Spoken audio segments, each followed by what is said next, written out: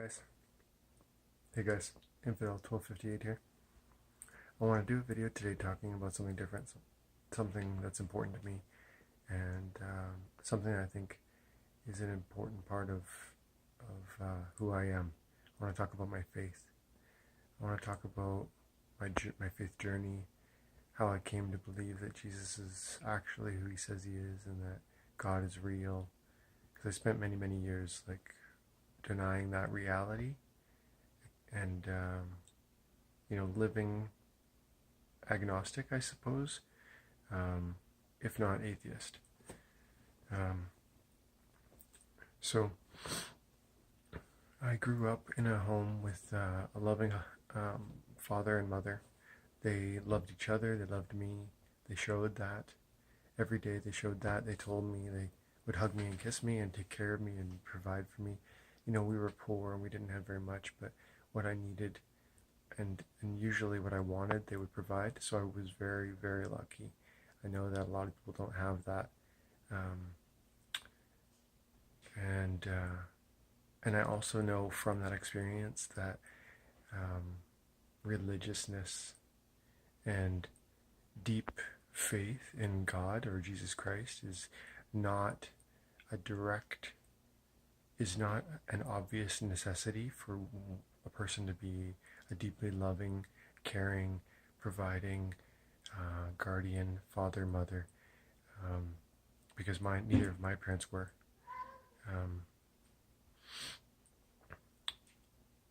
And so I grew up in that place and in that time, and I grew up just not ever talking about God, not ever thinking about God.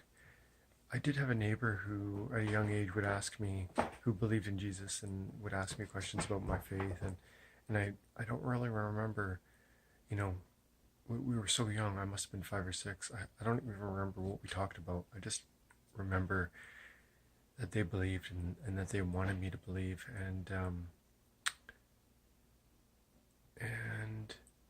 then years and years went by, and there was no one in my life at all that knew Jesus or that talked to me about God or my soul or any of this stuff. I go in through high school, and of course I know there's people that make fun of that, and it's kind of a joke, and you see TV talking about Christianity, and it's usually the worst of the worst. Either it's sex offenders harming children, or in the priesthood, the Catholic priesthood, or it's some redneck hick who is not smart and not capable of understanding the power of science, and therefore falls, is what they would say. They'd fall for this whole religious stuff. Of course, that's not how I see it, neither at this point, but in that moment, now I'm in my young adulthood, that's the cultural story that you keep hearing about faith and about believers, and the hypocrisy, and so I go into college, and that's my faith. My faith is that the whole religious structure of Christianity is itself hypocritical, broken, problematic, and even worse than that it can be a trigger of really great harm, judgment, shame, war, persecution, and on and on and on. That's my now early 20s, late 20s view of what religion must be. Like the whole Bill Maher kind of interpretation of religious. I'm at this time, I'm not listening to any academics talking about atheism, or I'm not listening to any theologians talking about faith. I'm just simply making up my mind based on what everybody seems to be saying, and everybody must be right is how I'm living. And then I get to be, late 20s, and I'm drinking all the time, and I'm, failing my classes at university because I'm drinking 5 days a week, and I'm playing video games. I don't even know, a ludicrous number of hours every day. Um, I remember one moment where I had a final exam and I'm playing a video game on my computer, and I'm in a house full of students that all know, the importance of getting to school, but I'm sitting there and I'm playing this game and I say to myself, like, no, I'm just gonna fail that test anyway, so I'm not even gonna bother. I'm just gonna stay here and play video games and eat cookies and milk, which is what I was having for that day. Like, I didn't eat any food. I ate cookies and milk because it was beside me, and that's the kind of slothful, like laziness, like just disgusting lifestyle I was leading. Of course, I did fail that class, and I flunked out of university. And once I was out of university, I was kicked out of my house because it was a house for students. So I'm literally homeless with no vision of where I'm going, no direction for my future, no job prospects or anything. And I stumble into this career opportunity in insurance through through a mother's friend. Um, she had been a long-time employee of a certain company, and she thought she could get me a job, and so of course I applied because I had no other alternative. Thank God I got that job, because frankly I don't know what I would have done if I didn't. But you know, I didn't attribute that job or the anything about that. Sorry, I didn't attribute that job or any of the kind of good things that it brought to God at all at that time. I still don't believe in God at that time. In fact, about that time in my life, I'd been writing some essays for a class that I took on religious studies that was like essentially blaming God for all of the most terrible atrocities like the Holocaust, and um, well, that's the biggest one. I was assigning to God, and I was making the argument at the time, and was my belief that Christianity leads to a type of groupthink, and it leads to um, an us versus them, and it leads to um, judgment over others to the point where you can justify burning Jewish people, killing them, hurting them, ostracizing them, putting them into slave work, and then literally killing them off. Of course, at some point that turned. I became I found I got married. My wife got pregnant. My alcoholism was by this time still worse than it was in college. I was brewing alcohol, drinking every single day. Not necessarily drunk every day, but drinking every day. And when I would drink, I just would more and more often black out because I was just drinking and drinking and drinking. Not knowing when to stop or how to stop, really. Um, and a day came where my wife invited me to go to church with her because her sister was going, and she had an interest in us having some religious structure in our life. I think that's how I would say it. She wasn't exactly trying to get Jesus to save me, and she wasn't exactly living like a deeply faithful Christian at the time either, but she had grown up with a certain amount of Christianity in her home, a certain amount of faith in her life, and so she wanted that for our family, and we had a child on the way. So again, that was like feeding into her sense that religiousness was something that would be desirable for us and helpful to us, and I said yes because I loved her, and because I felt it would be a one-time event. I felt, I could go, I could listen, I would hear a message that I felt I could easily discredit. I would listen intently and try and hear all the problems with what he was asserting. Um, I would take mental notes, and then I would later dissect it and kind of just not in an attempt to embarrass him or anybody, but simply just to like affirm my own belief in non-belief. I would listen and then dissect it, and I was sure I would leave more confident in atheism than I had ever been. But I went to church that day, and I heard a story about how God has a covenantal love for us, how he has a certain kind of, in the Bible there are four different types of love described. One of them is agape. Agape is a word that is closest in English to covenantal love, and so it's kind of like the love a mother has for a child, or the love that your dog might have for you. It doesn't matter if you're a jerk, or it doesn't matter, if you're a bad kid. Mom loves you and always will, because you are, because you are her child. And that's the love God offers. That's the love God is. And so I'm listening to this, and I'm thinking about the idea of love as covenant, and I'm sitting next to my wife, and I'm thinking to myself at that time, like, I don't even offer my wife this love, this covenantal love.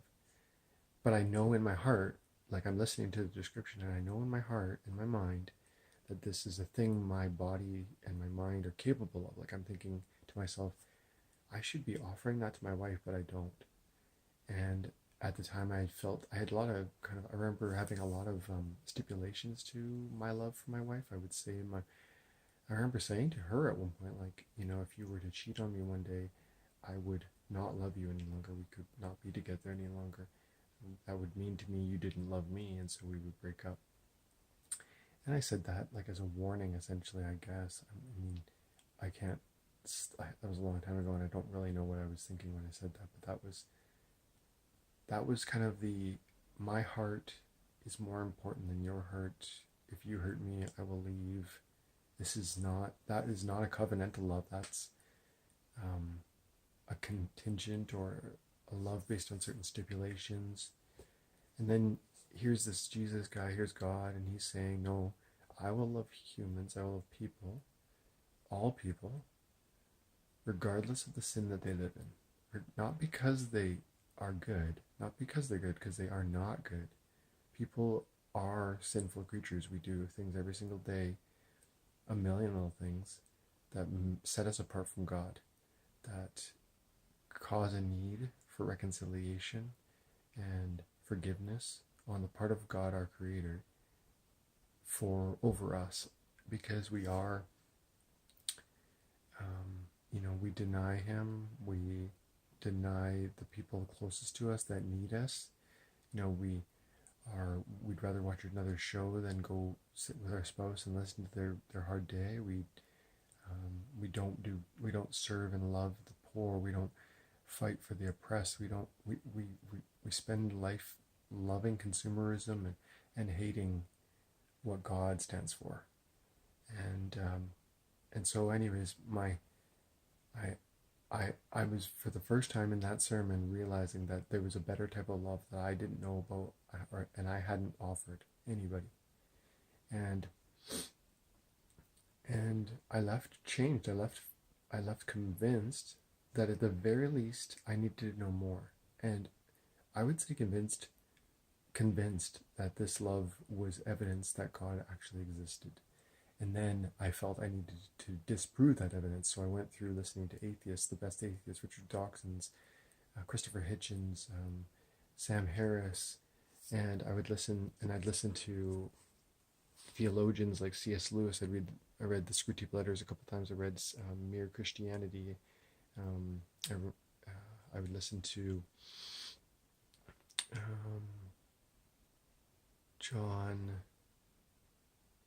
John, I can't remember his name. He's a mathematician at Cambridge, and he's a theologian as well, and he's an Irish guy. John, I can't remember his last name. Rabbi Zacharias, and many more that I can't think of right off the top of my head. And I was just thirsting for knowledge on what smart people had to say about God. And that pursuit taught me a couple things. One, there are smart people that believe God exists. It's not what the media suggests. It's not what the mainstream people and culture suggest. The mainstream would suggest to you that only silly, foolish, ignorant people believe, backwater people believe that God exists, and that's a lie. There are intelligent people that believe and have deep questions about creation, origin, meaning, value, the soul, consciousness. They're asking questions about issues in life that empiricism, the power of science, can't explore. What is consciousness? Where is consciousness? Where in my mind or my body is the thing that I describe as me? Because when I die, that spark or light or whatever it is isn't there. The corpse is, but the light isn't. So what is that? And empiricism can't speak to these things. So I'm going down this journey. I'm finding for the first time some smart people believe that God exists. And second, that there are deep and important pieces of evidence that can justify and explain a logical faith, like consciousness and the difficulty of explaining it outside of a creator God, like morality that we feel, that humanity feels, the universal moral code that I believe exists. And if so, where did it come from? Like, every event requires a cause, and the Big Bang is an event. So what caused the Big Bang? Like the complexity of the universe, and that complexity speaks to a designer. And so there are a lot more, but there are these thoughts are coming through my mind, and I find myself being blown away that this thing I've spent 30 years denying actually has some pretty exciting, interesting, provocative, thoughtful, considerate commenters, theologians, philosophers that have to speak on this topic, and I'm blown away by the kind of the breadth of their explanations, justifications, theories, and I just found myself going down the rabbit hole for like 3 months, and then I gave my life to Jesus. I came to a place where I said, like, I really think this is real, and everything in me was saying, like, no, like, this is crazy. What are you talking about? Like, don't get baptized. That's craziness. And if you do, like, wait a year because you need to think this through. It's like a big deal. And everything in me, my heart was like, no, like, you have to go. Like Jesus is real. Get baptized now. Devote and change your life for Him.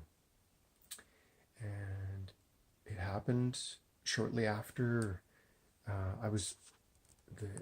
There was like that battle was ongoing for maybe, let's say, a few months. I started going to church in March of 2013, and I was going to get baptized a couple months later, but didn't. And then at the end of the summer, there was an event where I went camping with my wife and some friends, and I was drinking too much still, and I got blackout drunk and was extremely rude, and I hurt my wife emotionally. And the next day, thank God I didn't touch her physically, but I did hurt her emotionally. And the next day she cried and said, like, I can't deal with this. Like, you're a different person when you drink, and you scare me, and you're not nice to me, and I didn't remember any of it, and I felt like an absolute piece of crap. And I remember we drove home from that event, and I said to myself, like, well, I mean, I guess I just need to stop drinking. And I went to an AA meeting that night, and I stopped drinking ever since. That was September 15th, 2013, and I haven't had a sip of booze since, because I really felt of what I learned that day when I started going to church, that agape is the type of love that you're supposed to offer to your wife. So I feel that God came in my life and told me about this deep love that He has for me, and that I'm supposed to have for the people around me. And that's everybody, not just my wife. I'm supposed to have a covenantal love, like an agape love, a type of love where it doesn't matter what you do to me, I'm going to love you. I'm supposed to have that love for everybody. And I know we don't. I know the culture doesn't. I know I didn't. So that was the first lesson I learned. That was the way I came to God. It was that event of the drinking and then my wife telling me she couldn't handle it, and the alcoholism and the long standing kind of alcoholism across my adult life that kind of brought me to that place where I recognized I needed to stop drinking. And that was it. That was the first event where I really fell into God, and I said, I need you because I can't do this by myself. And a month after that, I got baptized because I really believed. I was seeing in my life the work that he was doing and the power he was giving me and the real relationship he was walking. How he was really walking with me in a real relationship, strengthening me every day to fight that alcoholism, to love my wife better, to try and grow up and be like a servant and a guardian and a protector, not just a sponge. And so that's I believe that God exists. I believe that his son was Jesus, and that he sent him to die for us so that we could be reconciled to God. And I believe that we are eternal souls, and every person you meet is either on an arc, on a journey to becoming either something, like C.S. Lewis says, either something that if you saw it in its true form, you would either fall on your knees in worship because you thought they were God, or you would be shaken in terror because their image, their being was terrifying in form. And he's talking about, each of us has a destiny to going to heaven or to hell. And the thing we're making ourselves every day in a million ways with a million little steps or falls is something that's akin to a beautiful angel or akin to a terrible demon. And I believe that because I see it. I feel like I see it in the streets as we scoff and mock homeless people, or as we strive to buy a better thing before we pay for someone else's kid to go to school. Like the Bible says, if we all took care of each other with all the wealth we had, no one would want. But in this world, that's not happening, and everybody wants. Whether they have enough already or not, they want. And this is something I fight in my life. I'm not saying I'm perfect at it. I'm just saying that, and I'm lumping myself into that vision of sinfulness. I'm not trying to say I'm above it, but I do every day try to be above it. I want to be better than that, and I know and I believe in my heart that it's deeply important that we are all better than that. But I also believe, and this separates Christianity from some other worldviews, I also believe that you can't be better than that apart from Jesus, apart from the Holy Spirit being in your life and creating a desire in your heart to want something better. Because as my pastor always says, you don't stop doing something bad because you're told it's bad. You stop doing something bad because your deep desire changes. Who you are changes, and what you want changes. And that's what I believe God will do. That's what I believe God did in my heart with alcoholism. He changed what I wanted. I now want a loving relationship with my wife. I now want to be a loving servant and obedient follower of Christ. And I believe that means I can't be selfish about, alcohol consumption and my attitude towards my wife and the slothfulness that all produced around the home and whatnot. So I feel like I'm kind of rambling now, and this is definitely a long video, but I just really felt it was important for me to share my faith and kind of where it began and why I believe and some of the logical explanations for my faith. And I hope some of this is important to you or interesting. I hope that, something about what I said is fruitful for you. If you're listening to this, I suspect it's because Jesus is already seeking you out, because I really believe that God doesn't lose people. He saves who he saves. He has complete sovereign control over all things. And if you have curiosity about faith, I ask you to pray for Jesus to kind of speak in your life And that doesn't have to sound like a bunch of fancy words in a ceremonial position. It simply can be close your eyes and really ask for him and his presence to be felt. The Bible says that that's that he's there for you, and that he's there for every one of us, and that he died he died for humanity sin, but he died for personal sin, my personal sin, and he died for your personal sin. And if you want to accept the forgiveness that he offers through his son's sacrifice, that's available to you, free of charge. It's the easiest thing, and it's the hardest thing ever, because you have to, in order to accept the freedom that he offers, you have to, accepting the freedom he offers is the first step on accepting that you are a broken person and that you have darkness in you, and he's going to come help you. He's going to come change what you want to do. And it's going to feel like C.S. Lewis describes this as, you might come to faith hoping that, God's going to improve your life, like a roofer somebody's going to come and put a new roof on your house, and because that roof is leaky and you need a new roof. You agree that roof is a problem, but then the roofer comes along and he starts blowing out walls, and he starts adding new portions of the house, and he does the plumbing, and he's changing the paint. He's doing things that you never felt were a problem before. But when God starts working in your life, he changes what he knows you need to change, not what you want him to change. And so understand that if you it's the most beautiful gift ever. But don't take Christianity lightly. It's not a game that we play. It's not a game that you play part-time. It's got to be an obedience that you surrender to, because God's got a plan for you, and he will use you, and he will change you into what you ought to be.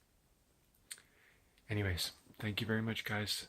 I don't know if this is meaningful. Let me know. I love Christ, and I try every day to serve him. This is part of that. I want to be honest with people that are listening to me about who I am and kind of where I come from, and that's also part of this. And if you have any questions about my walk, or my faith, or Christianity itself, I'm happy to talk or even debate. If you've got atheist opinions and you feel I'm silly or ridiculous, I'm not looking to fight. So please don't be hurtful. Frankly, if you are, it's okay. I will respond, and I'll do my best to respond in a meaningful, helpful way. But yeah, let's create a dialogue. What do you think? Is God real? Is this ridiculous? Am I foolish for believing that there's a man in the sky? Thank you so much for your time and your attention. I hope you have an amazing day. God bless you. Bye.